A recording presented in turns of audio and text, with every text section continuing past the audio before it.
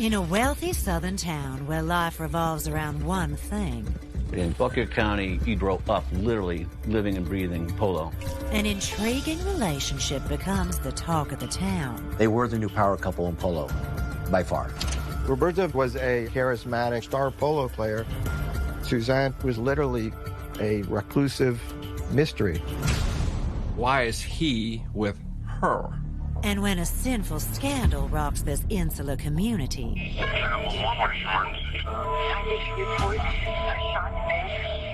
How could this happen in Fauquier County? investigators find themselves in a world where nothing is what it seems. This story started coming out. I told him to stay away from that girl. You have to look further to try to find out the truth. There's something else going on that we don't know about.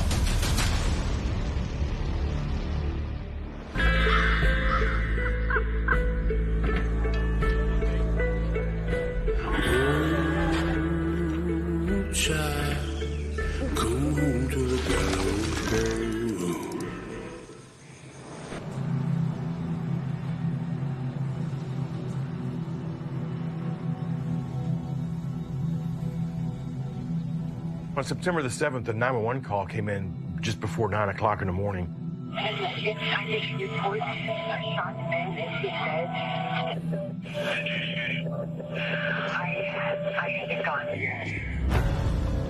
At that time in Fauquier County, if we had 3 homicides, maybe 4 a year, that would have been a busy year for us.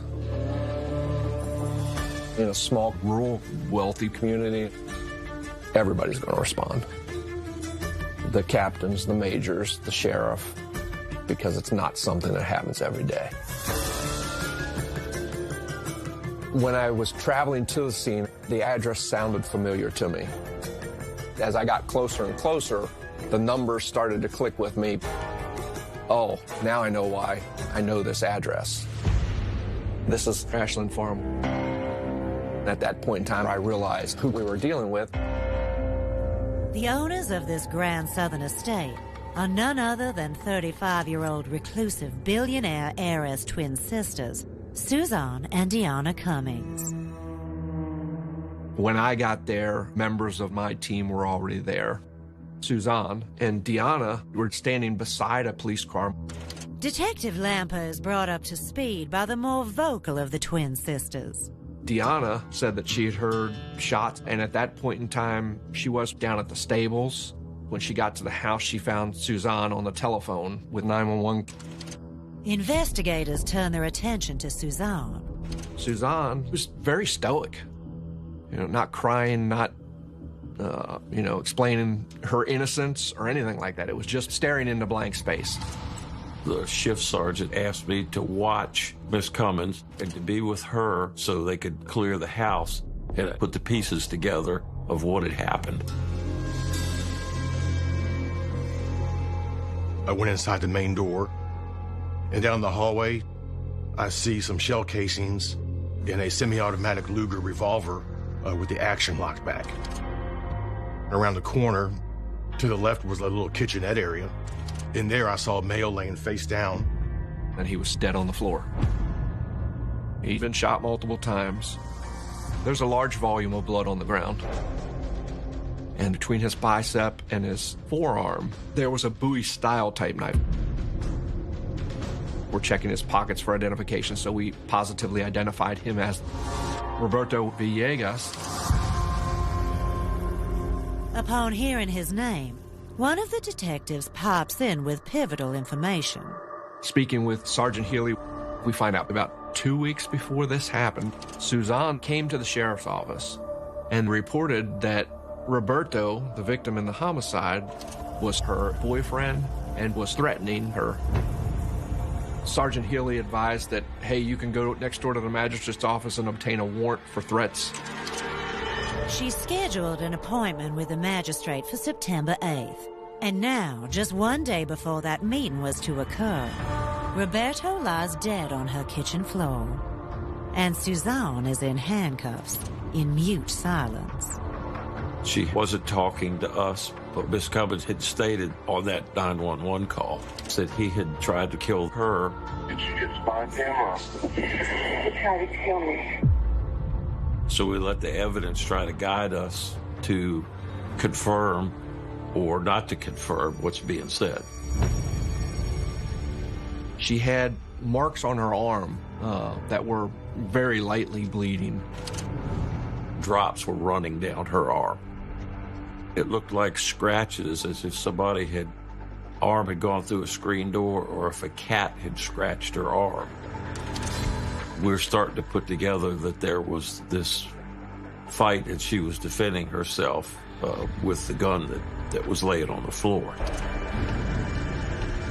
I had my 35 millimeter camera, and I just started pointing, shooting, and taking pictures of the casings, the gun, the blood, the knife, and we just preserved the scene until we could get some search warrants. Suzanne had given consent to search the residence, but we decided that we wanted to get a search warrant for the house because consent can be revoked at any time. As investigators wait for the warrant, a big, shiny SUV comes rolling up into the driveway. The gentleman who steps out is Blair Howard. Blair is well known as being unquestionably one of the best attorneys in the country. You know, he has his roots here. It was Sunday morning, and I just happened to get this call from a fox hunting friend who at the time was dating Susanna's sister, Deanna. There's been a shooting, and I want you to come to Ashland Farm. Considering Suzanne's posh and privileged background, she can afford the finest attorney her daddy's money can buy. Suzanne's father, Samuel, is one of the leading arms dealers in the world. Suzanne and Deanna were raised in Europe. And when they got to college, their father, Samuel, moved the family here. We advised Mr. Howard that we were going to transport Suzanne back to our office for an interview, and he said he's coming with us. Flanked by detectives and Mr. Howard, Suzanne is escorted down to the sheriff's office for questioning. And while their fellow investigators stay behind waiting for the search warrant, Deputy Walters and Detectives Lamper can't shake something peculiar they noticed at the crime scene. The thing that caught my eye was the blood. Blood is made up of plasma and water. The water separates from the plasma in the blood. The red color separates into a clear color and takes a certain period of time. It doesn't happen right away. And separation had already started to occur. It was actually a sign he had been there for a little while, half an hour at least. The call came out just before 9, and we all got there in less than 10 minutes. But if this was an open and shut case of self-defense, why would Suzanne shoot Roberto and then wait before she called 911? It didn't add up. Coming up. Rumors started flying. She became fixated on him beyond the polo lessons. Suzanne kept a tight grip on Roberto. He says, I treat my women just like my horses. I know Suzanne much more than any of you. Let's listen to what she has to say.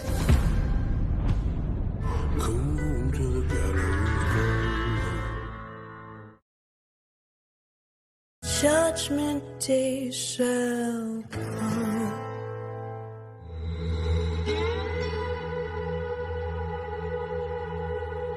Billionaire Suzanne Cummings says she shot her boyfriend Roberto Villegas in self-defense. He tried to kill me. But after noting blood separation at the crime scene, investigators suspect she didn't immediately call 911. And it's key they find out why. After Miss Cummins was taken down to the sheriff's office, the majority of us remained on the scene waiting for the search warrant. And once they came back with that, a search was done of the house. The thing that immediately struck me was just how clean this kitchen was. Everything was in its place. Usually in situations of self-defense, there's a struggle. The scene just did not show that struggle. His legs were under the table, which immediately drew interest to me, because if you're standing up, your legs aren't going to go under the table. It seemed like he was shot and went straight down. When people run, you get the blood patterns and it shows movement. I just saw no smear marks or anything. No signs of him in some kind of sprint or some kind of charge. And on the table, there was a magazine that was open.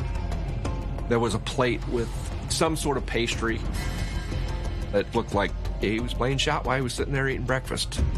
The self-defense thing, the immediate danger, I just don't think was there. It just wasn't adding up to us that there was an attack going on when Mr. Villegas was shot. The body is transported to the medical examiner's office. Though the autopsy will take several hours, news of the murder spreads instantly, making its way to a charity polo match, Argentina versus the U.S., where fans have been waiting for the star player to arrive. The polo match had been delayed. We didn't know why. And word got around that Roberto Villegas is not here. Roberto's from Argentina, and the ambassador invited him personally, and everybody was like, he's so patriotic, he would have never missed this. And then the sponsor of the event got a phone call and found out that Roberto had been shot that morning. Roberto's dead. A shockwave went through the crowd. They didn't just like him, they loved him. The heartbreaking news of his death travels with seismic force. From Roberto's polo playing buddies throughout the U.S. to his parents in Argentina. And it hits particularly hard for Margaret Bonell, Roberto's ex with whom he fathered a 4-year-old son. My father, Roberto, died when I was so young, so I was just shy of being 5 years old. I didn't get to know him for very long. I remember my mom was distraught. They were together 6 years, and she was very fond of him. And they stayed in close contact throughout the years. She told me nothing but good things. He was extremely compassionate, hardworking, very dedicated man. He loved horses, the game, came from nothing, poor family, poor country. And he went from, dirt poor in Argentina to a rock star in the polo world. Roberto's meteoric rise began when he emigrated to America in 1991. With his charm and his polo skills, everybody quickly fell in love with him. Through hard work and athleticism, he got hired a lot. He had a way with people and was very, very friendly. Always a quick smile. That smile, it just made you melt. No matter what was going on, whether you're having an argument with him about a polo play, he would say, cheers with this beautiful smile, and just, you're like, oh, well, how can you argue with that,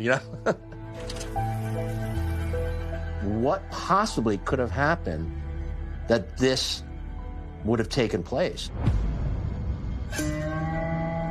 Defense attorney Blair Howard is fixing to find that out. Though Suzanne won't say a word to investigators, with attorney-client privilege in place, she confides in Mr. Howard. I learned that they had been dating 2 years, but in recent times, she said there's been some difficulty. She told me he wanted everything his way, and if it didn't go his way, that's when he would become abusive. Suzanne tells her attorney that 2 weeks earlier she tried to end things. But Roberto didn't take so kindly to that. She said that he said, you continue to push me out of the picture, I'm going to kill you.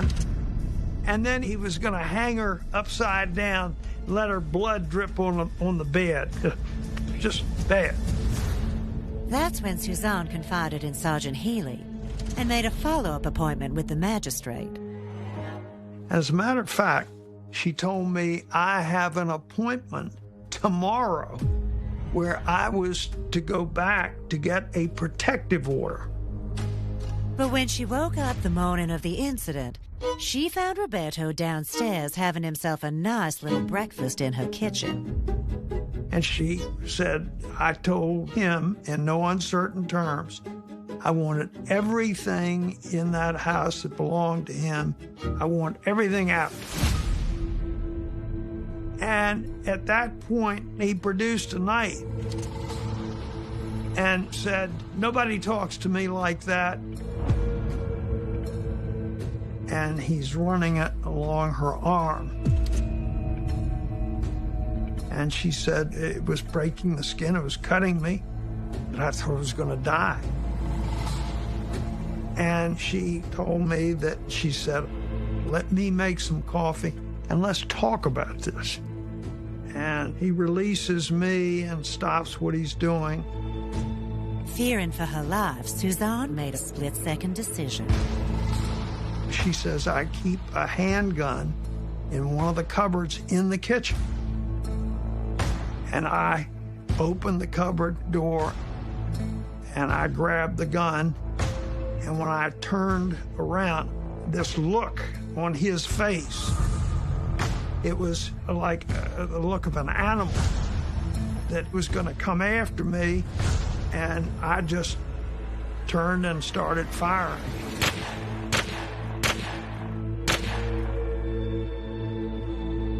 I'm thinking self-defense right off the get-go. So with my investigators, I got to prove that the victim in the case has engaged in abusive behavior. While Suzanne gives Howard an earful, she gives police nothing. Mr. Howard came out and said that she wasn't going to be interviewed. You're not compelled to speak. You're not compelled to self-incriminate. That's under the law, and we have to play by that. But with the 911 admission, police have enough to take the next step. She was officially charged with murder. When I heard the news that Suzanne was being arrested for murder charges, I couldn't believe it. I said, this doesn't make sense. I just saw them last night. We were finalizing a deal with horses. He was smiling, she was happy, they both were in love. No one will ever know, with any couple, what's going on behind closed doors, but they had their game face on for me. There's two people involved in this. One of them is deceased, and one of them is not. Talking, based on the physical evidence that we're seeing, this wasn't a total self-defense. So you have to look further to try to find out the truth. That was our job.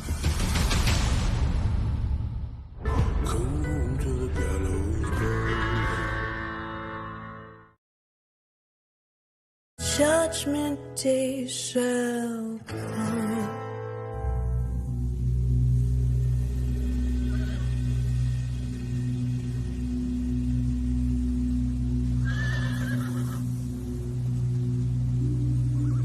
Following her arrest for the murder of polo star Roberto Villegas, Suzanne Cummings continues to plead the Fifth, leaving investigators looking to the victim's autopsy results for answers. At that point in time, Mr. Villegas was a piece of evidence. I met with the medical examiner. I don't like to give a lot of information to them because I want them to tell me what they're seeing so that the evidence is telling the story. The autopsy reveals that Roberto was shot 4 times, with fatal wounds to his neck and chest. But it's a more concealed finding that piques detectives' interest. The medical examiners found there was food not only in his mouth, but there was food between his teeth and his lips, which indicates that he was eating when he was shot. It gave us the affirmation that we were on the right track, that verified what we were seeing within the scene, that our victim was sitting in a chair, eating, and he was shot. That's no longer self-defense. Plain and simple. With mounting evidence supporting the possibility of murder, and Suzanne still not talking, investigators need to uncover all they can about the couple. The reason why something happened is what you get from your interviews, okay? And in the social circuits, especially the tight-knit polo circuit, both of them were very well known. And everybody that I personally interviewed was pretty forthcoming.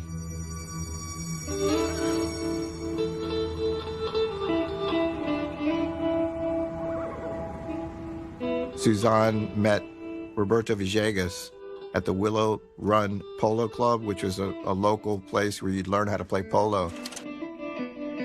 Up until then, she was literally a reclusive mystery. Her and her sister kept to themselves. They didn't really make an effort to become a part of the community until Suzanne decided to pursue polo. Roberto gave her polo lessons, taught her about the sport.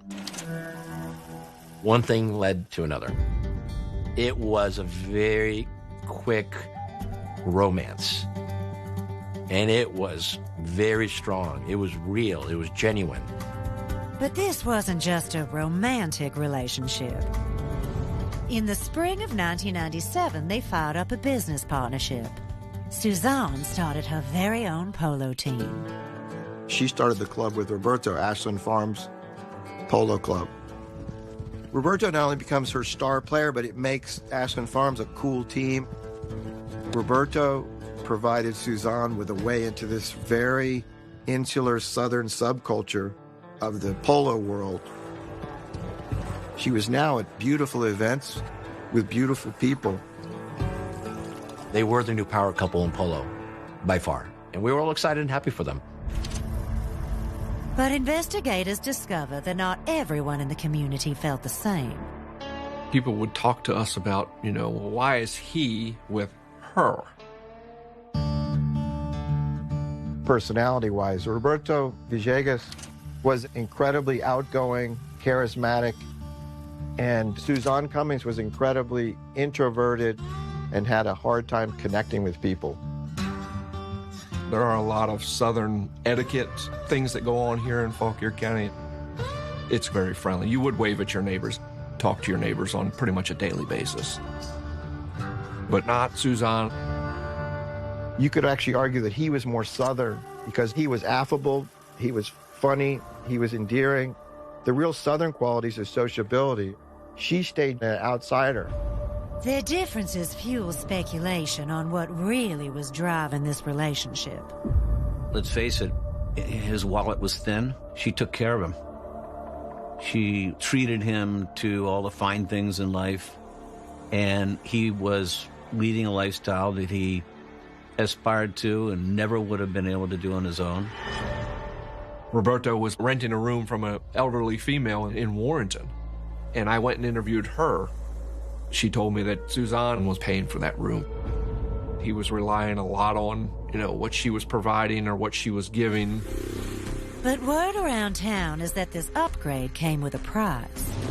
It was pretty widely known that Suzanne kept a tight grip on Roberto. Detectives probed friends on whether this could be a motive.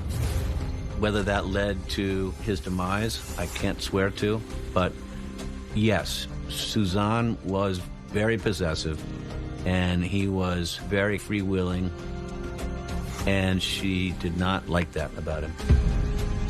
From what I understood from all of Roberto's friends, he was a playboy who did play the field. She wanted Roberto for herself. Coming up, the relationship had started to head in a different direction. She had Roberto under her thumb. Gregarious, outgoing, this great big smile. But that wasn't the real Roberto Villegas.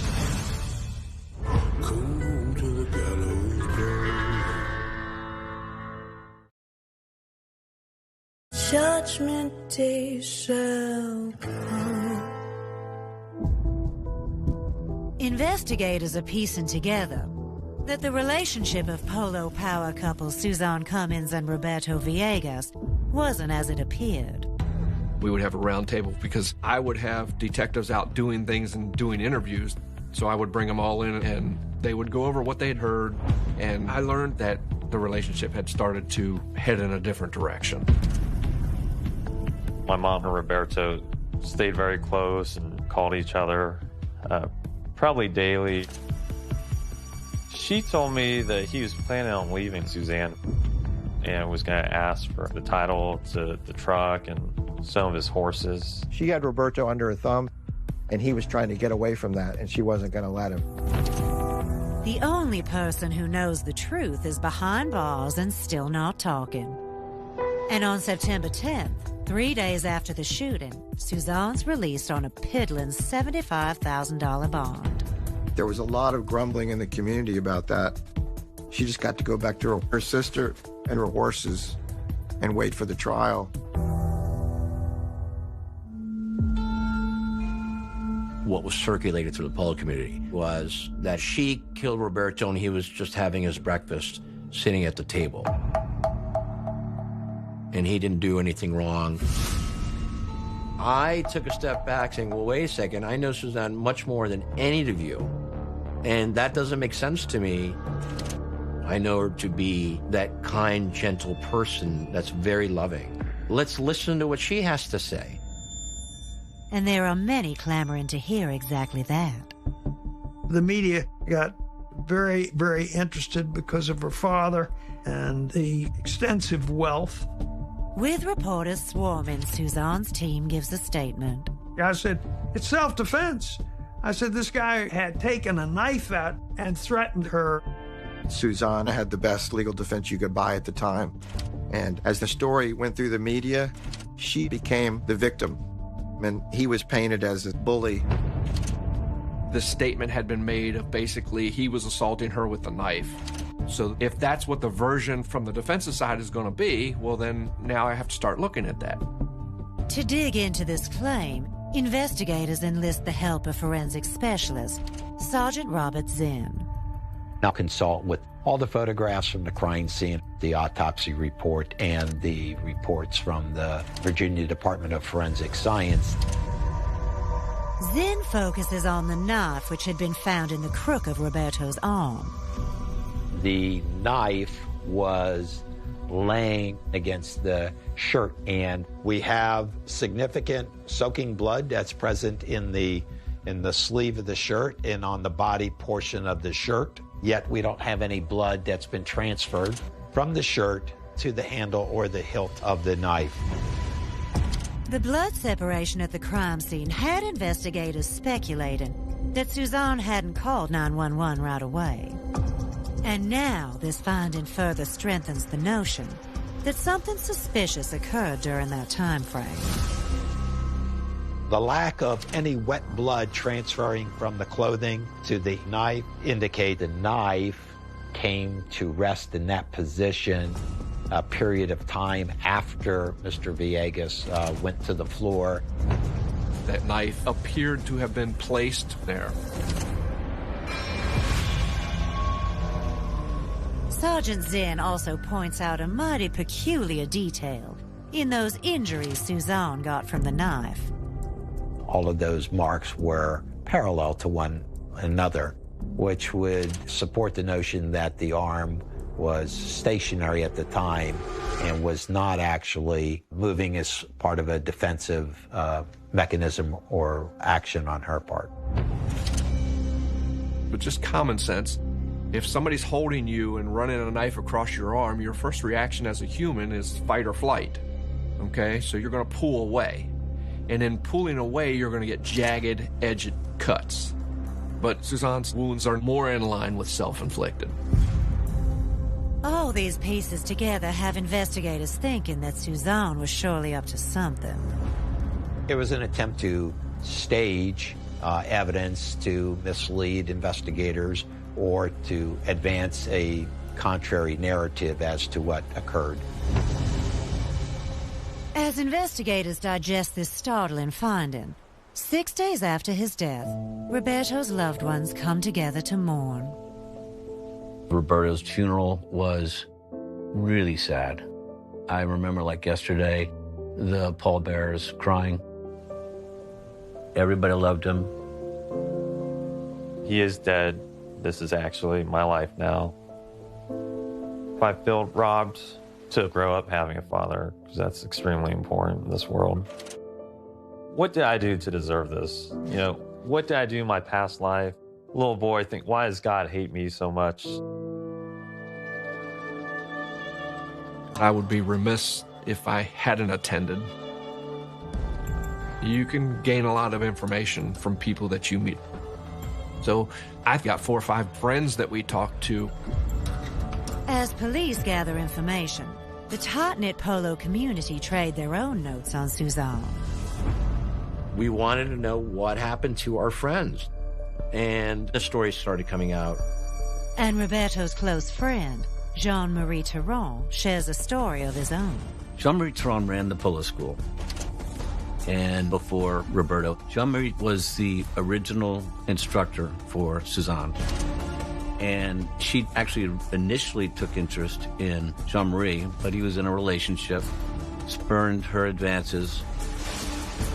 Jean-Marie saw something in Suzanne that the rest of us didn't, and that she might be trouble. At the funeral, I remember Jean-Marie come to me and say, I told him to stay away from that girl. Come home to the gallows bird. Judgment day shall come. As Roberto Villegas is laid to rest, his close friend Jean-Marie Theron confides in his inner circle that he'd been pursued relentlessly by Suzanne Cummins before she got involved with Roberto. She became fixated on him beyond the polo lessons to where she would show up at a restaurant and he would be with his girlfriend, and then Suzanne would come in and kind of stare at them. It's almost a single white female stalking kind of obsession. So that really freaked the guy out. I remember Theron was saying that was an original red flag for him. When it became clear Jean-Marie was a no-go, Suzanne set her sights on Roberto, leading some to wonder if this was actually love, or she'd been looking for a ticket into a world that she long envied. She wanted a polo star like him as an entree into that community. She didn't have to change her personality at all to get into the social circles now, because Roberto was her way of interacting. And now, as the trial nears, the rumor mill goes into overdrive, and even more information about their relationship spills out from the community. Somebody told me along the way of her being frugal or penny pinching. There was talk about how Suzanne was always a very tight person with her money. And the more you look into the arrangements between Suzanne and Roberto, the stranger it gets. And this is a woman with billions in her family, gobs of money, an heiress. He was her star polo player and the hired hand without being paid. Roberto would be getting up in the morning, feeding the horses, starting to exercise them, grooming the horses, and then having team meetings. Like, what's our strategy going to be? He did the horses, the polo, the transportation, the trailer. But with such a favorable arrangement, what drove Suzanne to pull the trigger on that fateful fall morning? There were just the two of them in the kitchen that morning. So how did we know what they were arguing about?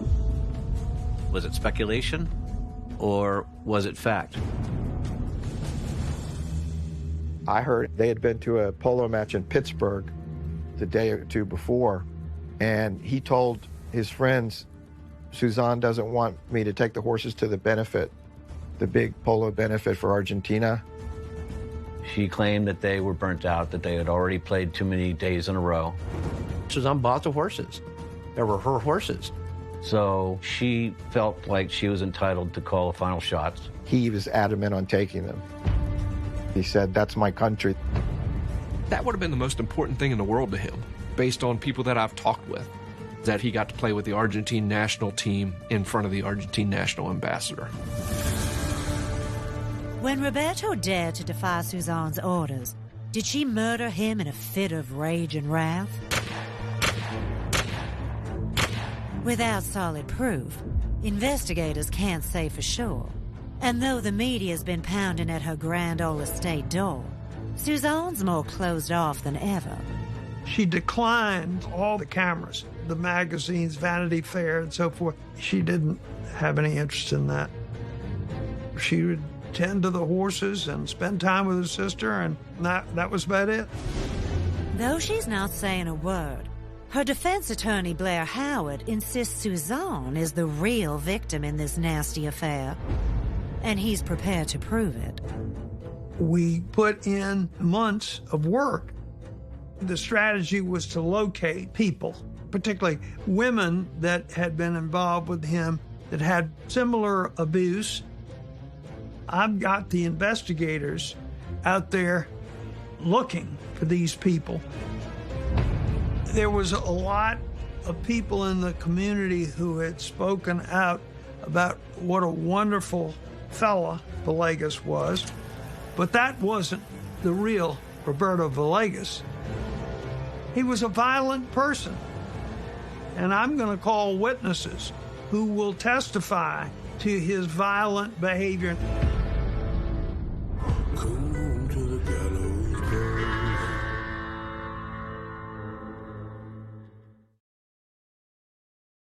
Judgment day shall come. My goodness gracious, let me tell you the news. My head's been wet with the midnight dew. As the trial started, every network was in Fauquier County. I mean, they had to close off Main Street to the courthouse. There had to have been 24 vans of media. With a lineup of experts, prosecutors lay out their case against Suzanne. In trial, we knew you can't refute the physical evidence. It is what it is, and it tells the story. As a reporter sitting in the courtroom, you're thinking there's much more to this case than a woman traumatized by her boyfriend and shooting him in self-defense. It looks like a cold-blooded murder. That is, until Blair Howard steps up to the plate. If they can't attack the physical evidence, they're going to attack the victim. And that's exactly what Howard does, with witnesses painting Roberto not as a victim, but a villain. We had two men who both independently of each other say that they had an experience in which Roberto pulled a knife on them. One of Roberto's former flames also testifies to his sinful behavior when she decided to end their relationship. She said that he became very, very angry and that he tried to run her off the road and scared her to death. Howard solidifies his case with first-hand witness accounts of Roberto abusing Suzanne. A farrier, who was someone who came out and shoed Suzanne's horses with regularity, saw Roberto verbally abuse Suzanne, and on one occasion he actually saw Roberto slap her in the back. And he said Roberto told him, "I treat my women just like my horses. If they refuse to do what I want, I'll kill them." Roberto wasn't an angel. People told me that he liked to play head games, emotionally, whatever it may be. But I had nobody tell me that he was physically violent. He was being kind of painted as the victimizer post-mortem, and he couldn't defend himself at that point. After 8 days of testimony, the jury heads into deliberation to decide Suzanne's fate. We were confident with our case.